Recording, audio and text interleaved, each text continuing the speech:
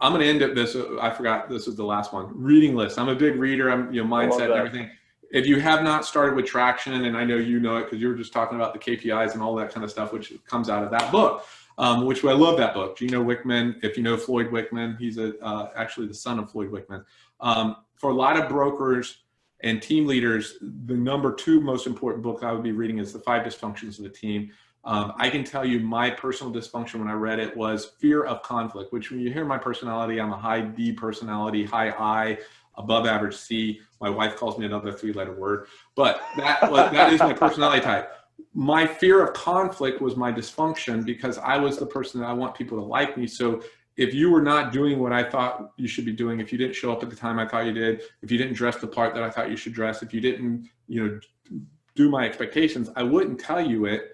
And I would let that bottle up, which was a dysfunction of me, that I should have been upfront with you and say, hey, Randy, when we have a meeting, I don't want you showing up 10 minutes late. You're setting bad expectations to the agents, and they think that that's okay. So I need you to move forward, go and set up on time. So that's a dysfunction if you don't have that conversation. So 5 Dysfunctions of the Team must read.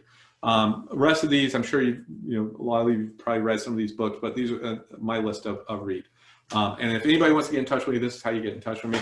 But that's it. That's what I want to talk to you. And Randy, I'd love to continue the conversation with anything else you want to talk about. Yeah, absolutely. And by the way, that book Outliers, definitely my favorite book. Totally changed the way I looked at opportunities. I mean, You're a totally. hockey player? I was not a hockey player. I was a football player myself. Okay.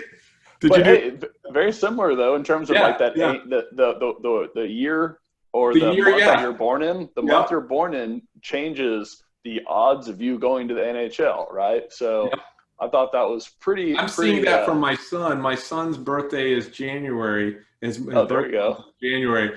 And I'm looking him out there, and he's got kids that were born in December on his team, and he's 13 years old. And I think he's average on height, but he's 6 inches taller. We're playing soccer, so I love it. Hey. Over. I'm like, you're doing good, son. Just keep doing what you're doing.